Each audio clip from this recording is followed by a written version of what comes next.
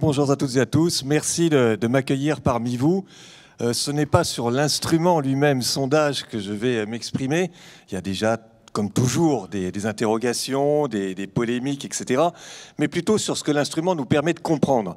Car fondamentalement, c'est ça que je crois le plus utile, d'utiliser ces outils de mesure pour comprendre ce qu'il se passe dans une campagne électorale. Alors la dernière fois que j'étais venu, j'avais évoqué un certain nombre de données sur la montée des populismes, sur les crispations identitaires, sur tout ce mouvement qui traversait notre pays. Et je voudrais ici développer une thèse, non pas inverse, mais en tous les cas, qui va insister sur le fait que le pays, de mon point de vue, est beaucoup moins en colère qu'auparavant, que la poussée populiste avait atteint son climax plus tôt en 2016 et que nous sommes provisoirement, ou peut-être un peu plus durablement, dans un moment qui est un moment de moindre poussée des populismes. Alors certes, il faut toujours repartir malgré tout de ce que nous mesurons depuis longtemps et qui reste important, à savoir une demande d'autorité extrêmement forte dans notre pays. Dans nos enquêtes Fracture française, nous avons 79% toujours de Français qui nous disent qu'il faudrait en France avoir un vrai chef qui remette de l'ordre. Nous avons 86% de Français qui considèrent que l'autorité est une valeur trop critiquée. La défiance à l'égard de l'autre ne se dément pas non plus. On a sur un indicateur que je trouve très spécifique et un peu terrifiant l'idée que quand on rencontre quelqu'un qu'on ne connaît pas, est-ce qu'on peut lui faire confiance? Est-ce qu'on n'est jamais trop prudent? Eh bien, 77% de Français qui continuent à nous dire il faut se méfier, on n'est jamais trop prudent.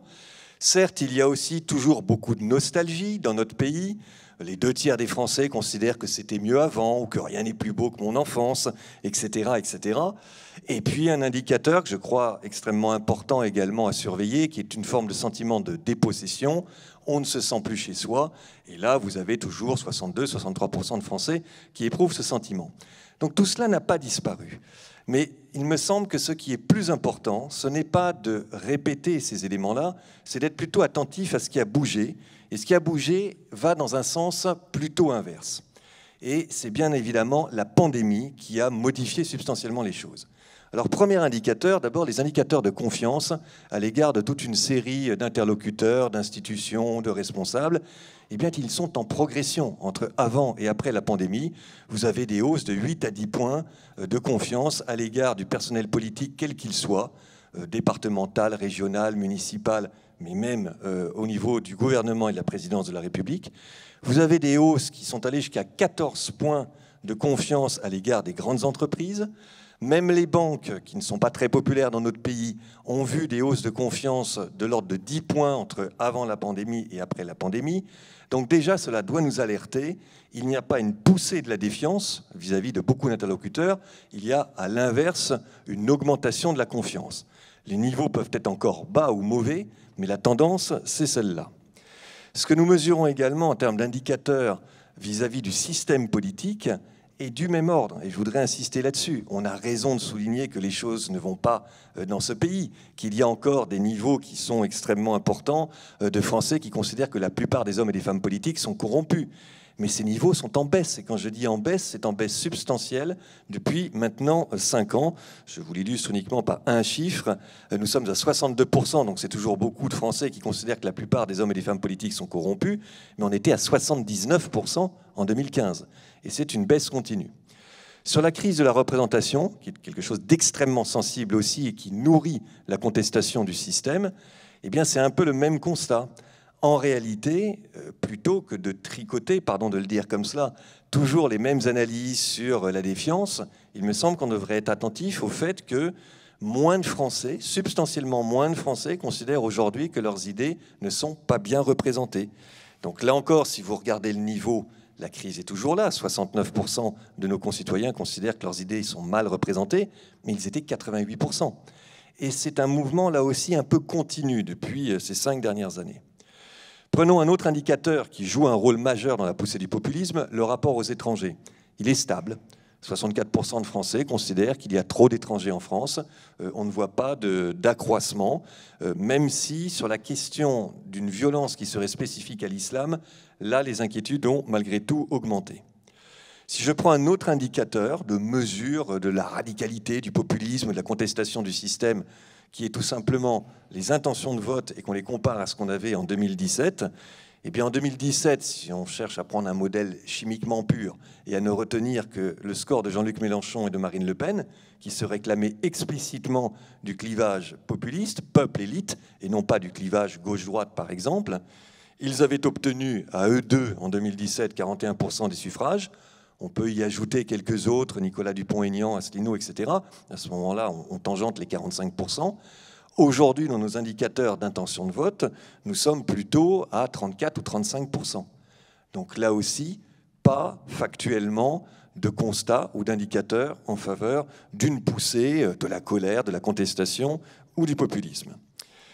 Je continue. Les opposants au pass sanitaire, ils représentent aujourd'hui, ils représentaient il y a quelques semaines, environ 30%. Donc ils sont minoritaires. Certains nous ont promis durant tout l'été des contestations massives en regardant les mouvements de mobilisation qu'il y avait durant le mois d'août et en soulignant qu'il était rare d'avoir des dizaines de milliers ou voire des centaines qui se mobilisaient au mois d'août. Mais là aussi, il me semble qu'on a excessivement exagéré ces questionnements, ces mobilisations. En réalité, elles n'ont pas pris dans l'opinion ou dans la grande opinion. Au contraire, dès le mois de juillet, plus des 2 tiers des Français approuvaient le principe qui avait été énoncé par le chef de l'État, que la contrainte devait porter plus sur ceux qui ne se faisaient pas vacciner que sur ceux qui étaient vaccinés. Donc j'ai beau regarder les indicateurs de tous les côtés, je trouve plutôt qu'aujourd'hui, nous avons une baisse de la tension, une baisse de la contestation et de la radicalité. Et en pensant à cette polarisation radicaux-modérés qui allait structurer le débat et cette campagne présidentielle, j'avais cette idée déjà depuis un petit bout de temps, j'ai fabriqué une échelle toute simple, de 0 à 10, en demandant aux Français de se positionner sur une telle échelle, savoir s'ils se considéraient eux-mêmes comme des radicaux ou plutôt comme des modérés. Et là aussi, le résultat va dans le sens de tout ce que je suis en train de vous dire, puisque nous n'avons que, entre guillemets, 27% de Français qui se positionnaient sur les notes 7 à 10 d'une échelle de la radicalité. Alors on peut considérer qu'il y a peut-être plus de mal à se définir comme un radical, que le terme peut être connoté négativement, mais si c'est le cas, malgré tout, ça va aussi dans le sens, non pas d'une valorisation de la radicalité et de la contestation, mais plutôt d'un bloc, on va dire, un peu plus modéré. Et puis, souvenez-vous, plus récemment encore, de la primaire des écologistes. À l'issue du premier tour, on pouvait quand même considérer que la radicalité l'avait emporté sur ce que certains, en tous les cas, Sandrine Rousseau ou d'autres, considéraient en la personne de Jadot de ne pas être la radicalité suffisante.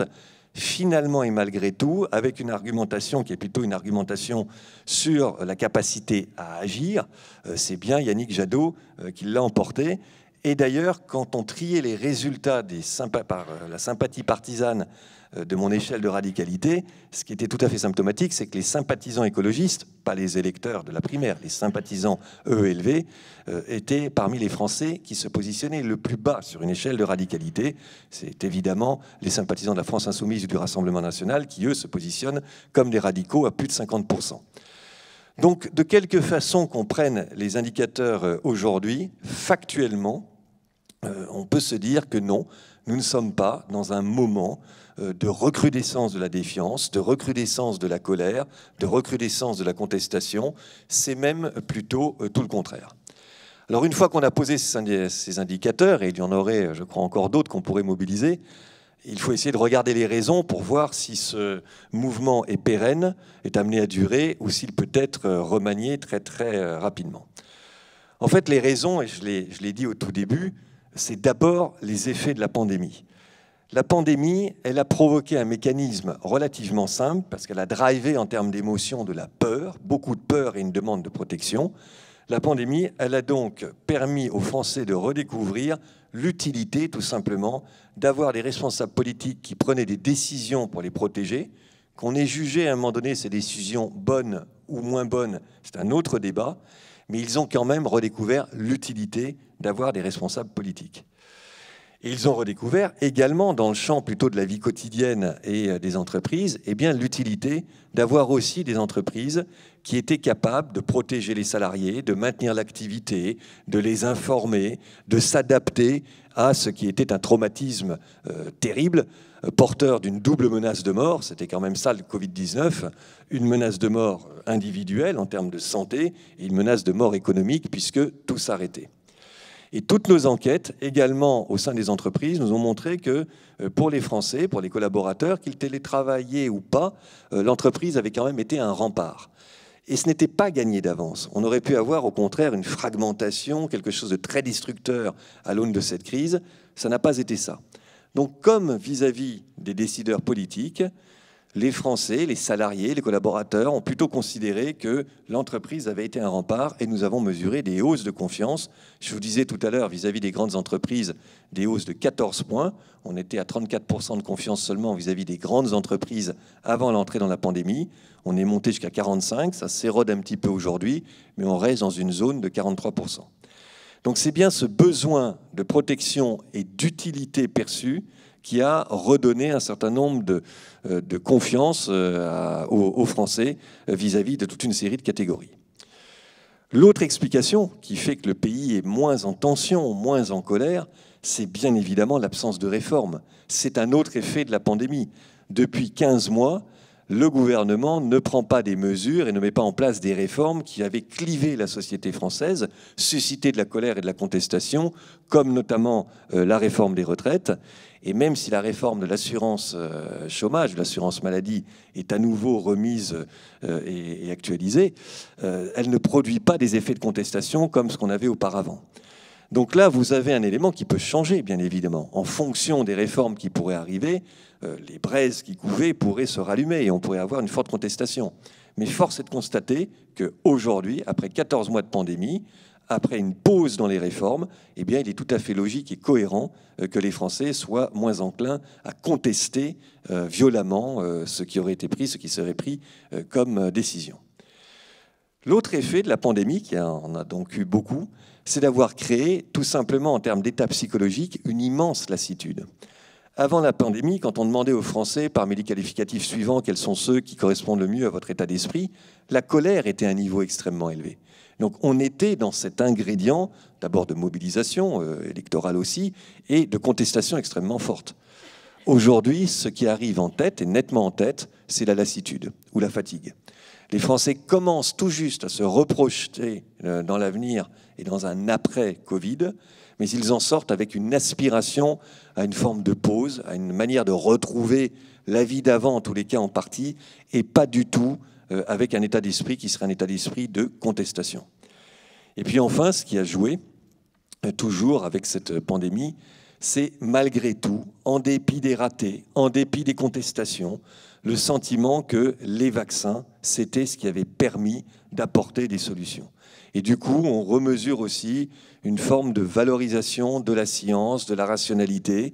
Et les Français qui ont beaucoup observé ce qui se passait à l'étranger ont fait, je crois, globalement le constat qu'il valait mieux avoir des dirigeants plutôt rationnels, plutôt de ce côté-là de la barrière, que des dirigeants comme ce qu'on peut voir au Brésil ou dans d'autres pays qui avaient nié la réalité du Covid, ce qui avait entraîné quand même des désastres humains et des désastres de gestion de la crise absolument terrifiants. Et au global, la pandémie et tout ce qu'elle a véhiculé, tout ce que je viens de rappeler rapidement, a joué un rôle majeur, je crois, dans le fait que la colère a baissé et que du coup le pays n'est pas en tension comme il l'était auparavant. C'est la lassitude qui intervient beaucoup plus que la colère.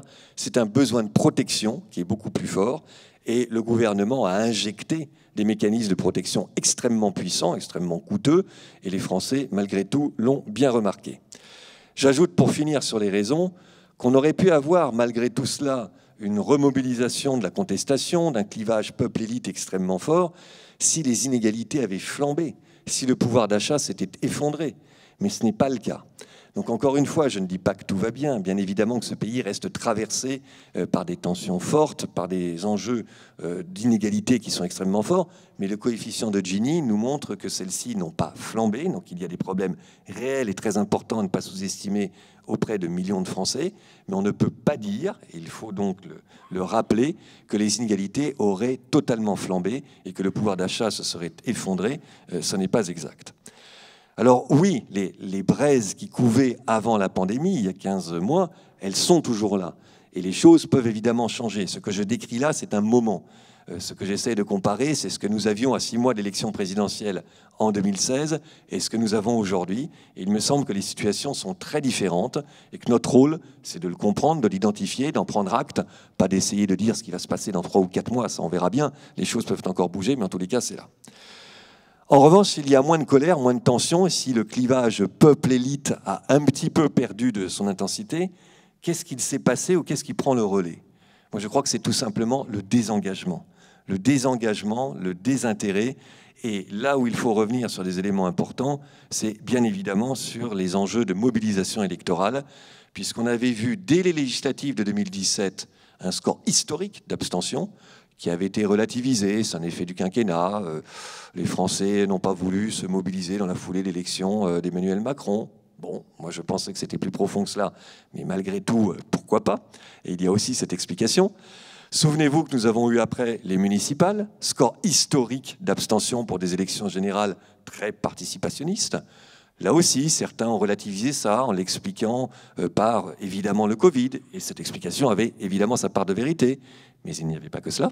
Et puis, plus récemment, et ça nous a joué des tours dans la mobilisation mesurée du Rassemblement national, une abstention historique au régional, là encore, qu'on évaluait aux alentours de 60-61% et qui a été en réalité encore plus forte avec toutes les conséquences que l'on sait. Et c'est donc cela, je pense, le phénomène central.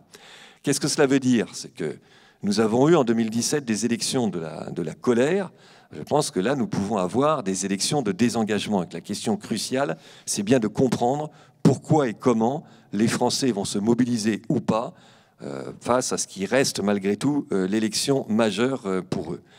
Donc le mal, entre guillemets, la crise démocratique, elle est bien là, mais elle a changé de visage. Et il faut que notre logiciel d'analyse, il le capte et l'intègre extrêmement vite. Il ne faut pas en rester aux idées que le système serait bloqué, que les populistes seraient en pleine ascension. Je pense que le vrai sujet, c'est le sujet du désengagement, le sujet de la démobilisation. Des pans entiers de Français se détournent de la scène électorale.